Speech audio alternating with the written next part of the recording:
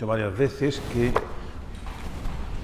el cenáculo no termina con el último canto o con la paz, sino con la charla de formación, el tema de formación, porque si nos conformamos solo con rezar, pues seremos personas muy piadosas, pero un poco ignorantes, y eso no, el cristiano debe ser una persona formada doctrinalmente y que tiene una relación con Dios a través de la doctrina y a través de la oración. Bueno, esta semana, hace unos días hemos estado, como sabéis, en Polonia. Polonia no es cualquier cosa, es una nación eminentemente cristiana, sembrada de iglesias, capillas, comunidades, etcétera, etcétera. Y entonces allí no se va solo, ni mucho menos de turismo. Se va para encontrarte con Dios, también con la naturaleza, que es extraordinaria. La primera visita que hicimos fue, como es natural, al santuario de la Divina Misericordia.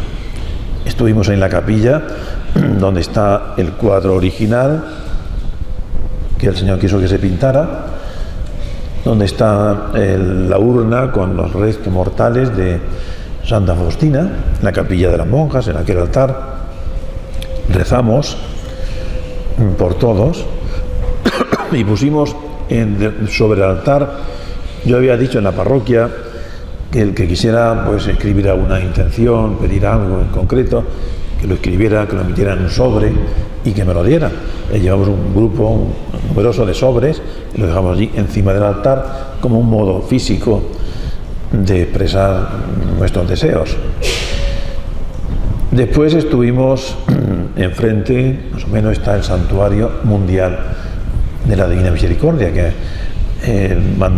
sugirió Juan Pablo II que con motivo del año 2000 pues se construyera y se bendijera, y él lo bendijo en el año 2000. Aquello es grandioso. Y después rezamos.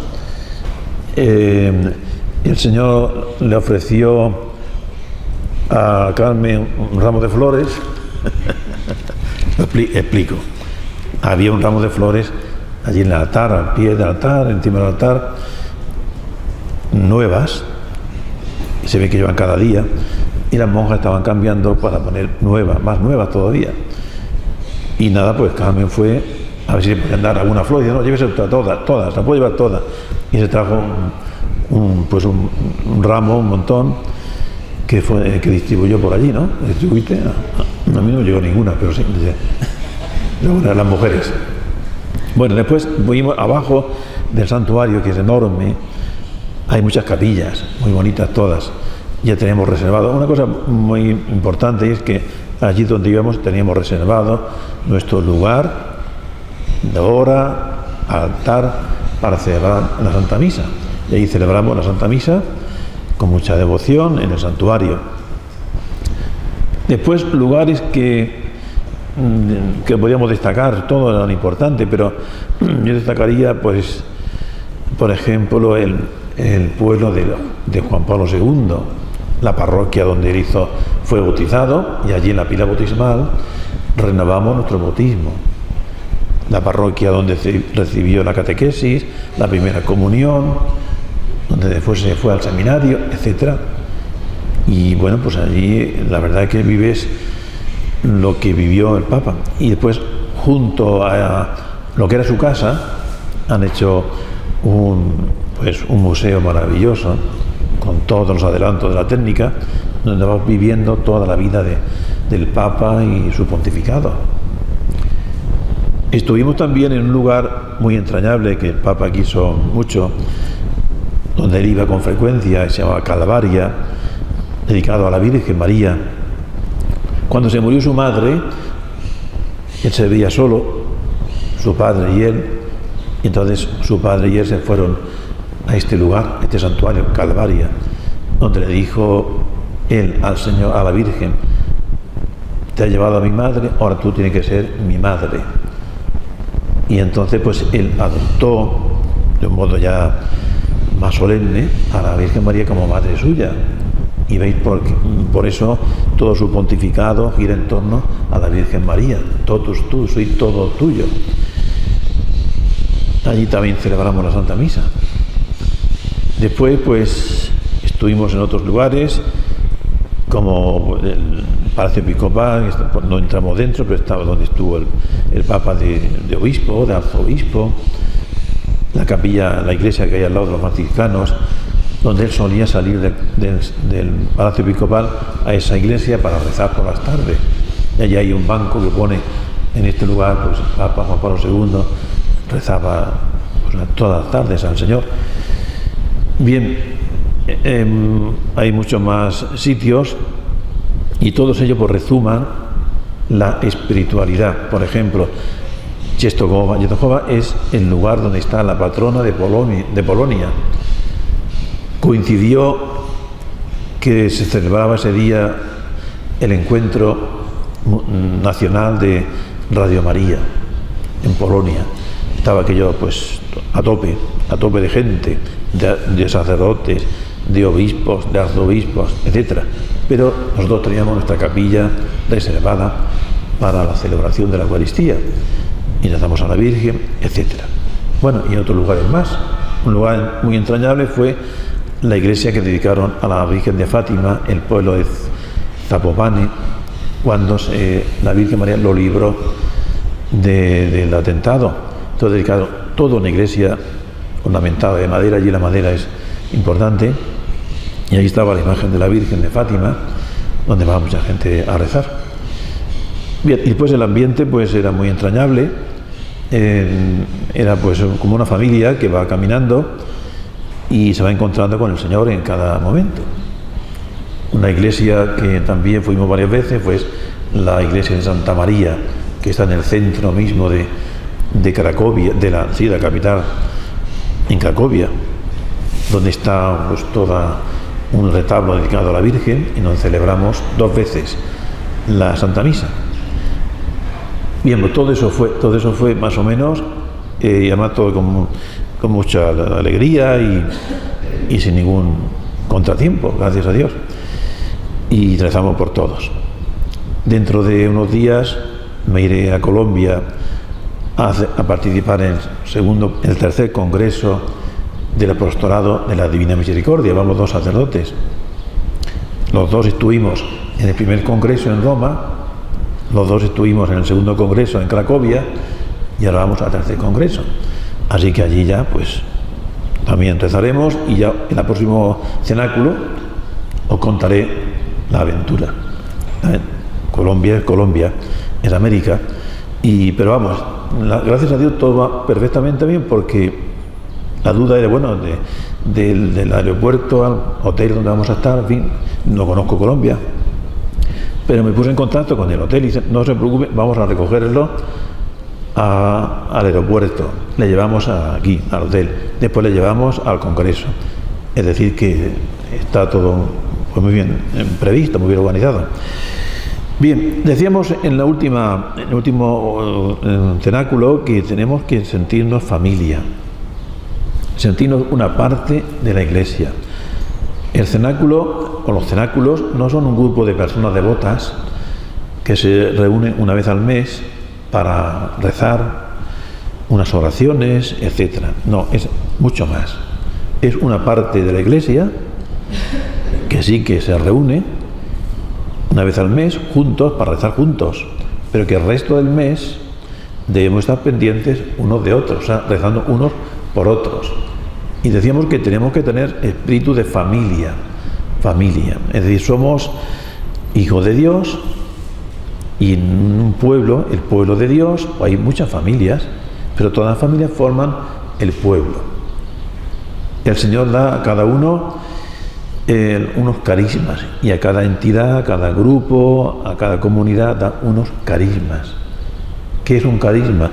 Un don especial para que se pueda servir de algún modo al resto del pueblo. San Pablo, en la carta a los Corintios, capítulo 12, antes de hablar en el capítulo 13 de la caridad, dice lo siguiente: En cuanto a los dones espirituales, no quiero, hermanos, que estéis en la ignorancia. Sabéis que cuando erais gentiles, os dejabais arrastrar hacia los ídolos mudos. Por eso os declaro que nadie que hable en el Espíritu de Dios dice anatema Jesús, y nadie puede decir Señor Jesús sino por el Espíritu Santo. Hay sí diversidad de dones, pero el Espíritu es el mismo, y diversidad de ministerios, pero el Señor es el mismo, y diversidad de acciones, pero Dios es el mismo, que obra todo en todos. A cada uno se le concede la manifestación del Espíritu para provecho común. A uno se le concede por el Espíritu palabra de sabiduría, a otro palabra de ciencia, según el mismo Espíritu, a uno fe en el mismo Espíritu, a otro don de curaciones en el único Espíritu, a uno poder de obrar milagros, a otro profecía, a otro discernimiento de espíritus, a uno diversidad de lenguas, a otro interpretación de las lenguas. Pero todas estas cosas las realiza el mismo y único Espíritu, que las distribuye a cada uno según quiere. Es decir, que el mismo Espíritu nos distribuye, nos da a cada uno un don, un carisma. ¿Para qué? Para servir al pueblo de Dios. Porque así como en el cuerpo es uno y tiene muchos miembros, y todos los miembros del cuerpo, aun siendo muchos, son un solo cuerpo, así también Cristo. Cristo es uno. Y San Pablo habla del cuerpo místico, cuerpo espiritual de Cristo. ¿Cuál es el cuerpo espiritual de Cristo? La Iglesia. La cabeza es el Señor y nosotros somos los miembros. Entonces el cuerpo es uno, debe ser uno. Si un miembro se desgaja del cuerpo, el cuerpo sigue viviendo, pero el miembro ese se descompone. Por eso hay que estar unidos por la oración, unidos por la palabra de Dios, unidos por la Eucaristía, etc. Porque todos nosotros, tanto judíos como griegos, tanto siervos como libres, fuimos bautizados en un mismo espíritu para formar un solo cuerpo. Y todos hemos bebido de un solo espíritu. Pues tampoco el cuerpo es un solo miembro, sino muchos, etc. Entonces San Pablo en esto se extiende mucho aquí y en otras cartas. Hay que tenerlo en cuenta para que apoyemos a la Iglesia, que es el cuerpo de Cristo, cada uno con su carisma. En el temario, voy a ser breve, en el temario oficial de formación, el apostolado de la Divina Misericordia, el tema que toca, pero lo voy a hacer breve, se titula La misericordia divina en el misterio de la encarnación y del nacimiento del Hijo de Dios. Entonces, dice así que San Ignacio de Loyola, en la meditación sobre la encarnación, presenta a la Santísima Trinidad, las tres divinas personas, como miran sobre la superficie de la tierra. Él presenta a la Trinidad mirando la tierra, contemplando la tierra, llena de hombres, y como ven que todos van al infierno, toma la resolución en su eternidad que la segunda persona se va a hacer hombre para salvar al género humano. De esta manera, cuando llegó la plenitud de los tiempos, envían al ángel Gabriel a Nuestra Señora. San Ignacio, con un lenguaje sencillo, presenta a Dios que mira a la tierra. No es una mirada indiferente, como lo sugieren los deístas, sino una mirada... Deístas son aquellos que creen en Dios, pero nada más, ni en religión ni nada, solamente existe un Dios. Bueno, entonces, San Ignacio, como un lenguaje sencillo, presenta a Dios, no como los deístas, sino una mirada llena de amor y solicitud. La solicitud de Dios surge sobre todo de la verdad revelada en la Sagrada Escritura. Leemos en el libro de la Sabiduría: porque Dios no ha hecho la muerte ni se complace en la perdición de los vivientes.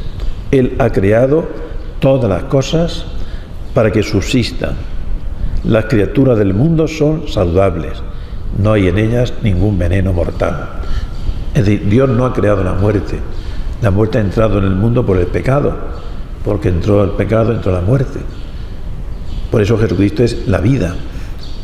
La muerte no triunfa sobre Cristo, sino que resucita para que se pueda cumplir lo que Él dice: yo soy el camino, la verdad y la vida. Y entonces el Señor, cuando mira a la tierra, la Santísima Trinidad mira a la tierra y ve a los hombres que van por camino de perdición, se apiada de ellos, tiene misericordia. Y entonces, en un lenguaje sencillo, como si dijéramos reunidos en familia a Dios, deciden que la segunda persona, Jesús, venga a la tierra y redima a los hombres y conviva con los hombres. Y esa es la religión cristiana, eso es lo que nos enseña el cristianismo. El Señor está con nosotros siempre. No estuvo, sino está, porque está en la Eucaristía, y está en su palabra, y está en la Iglesia, y se encarna en la Virgen María. Y viene muy bien este capítulo hoy, porque hoy es la fiesta de San Joaquín y Santa Ana, los padres de la Virgen.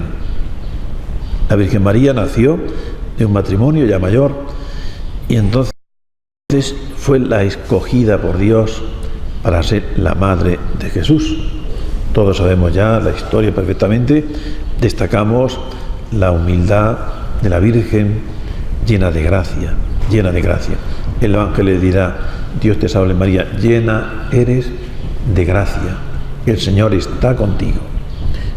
¿Por qué está el Señor contigo? Porque está llena de gracia. ¿Y por qué está llena de gracia? Porque el Señor está con ella. Entonces, a nosotros nos ha de pensar, si queremos que el Señor esté con nosotros, hay que estar llenos de gracia. En la liturgia de la misa, varias veces se dice: el Señor esté con vosotros, esté. Pero ¿cómo está el Señor con nosotros? ¿Cómo puede estar el Señor con nosotros? Cuando estamos en gracia de Dios. Y si no lo estamos, pues ponernos en gracia de Dios, pedir perdón, porque el Señor nos ha dejado un remedio, el sacramento de la penitencia, la confesión, para recuperar la gracia perdida. Es decir, que por medio de la penitencia, de la confesión, sacramento de la penitencia, se vuelve a vivir, o se vuelve a reencarnar Jesucristo en nosotros. Podemos volver a vivir una nueva reencarnación. Jesucristo viene de nuevo a nosotros, por medio del sacramento de la penitencia, que tenemos que vivir y agradecer.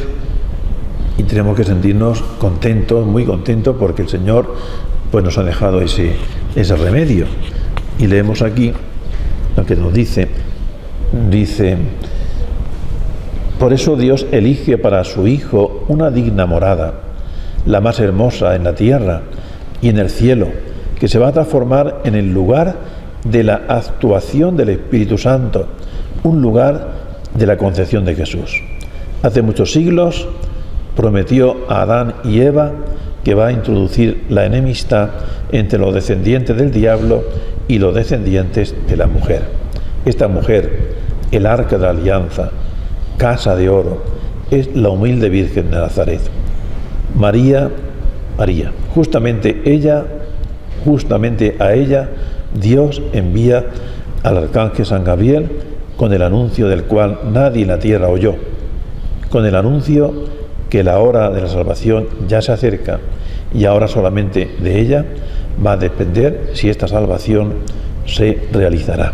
Es decir, el Señor realiza su misericordia, su obra de misericordia, por medio de la Virgen María, Madre de Misericordia.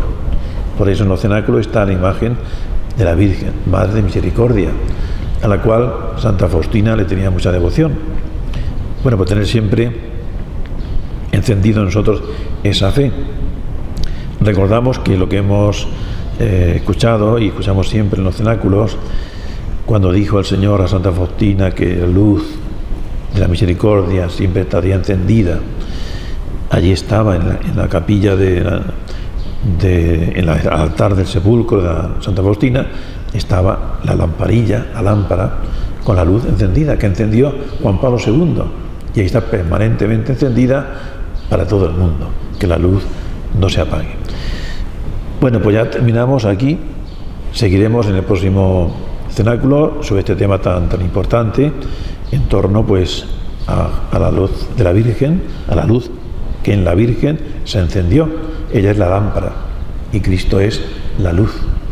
Pero nosotros tenemos que ser lámparas, que vuestra luz no se apague. Sois luz del mundo y sal de la tierra. Bueno, pues nada, que sigamos adelante viviendo el verano. Aquí no hace calor, pues y si hace calor que lo sepamos ofrecer al Señor. Pues terminamos. ¿Qué?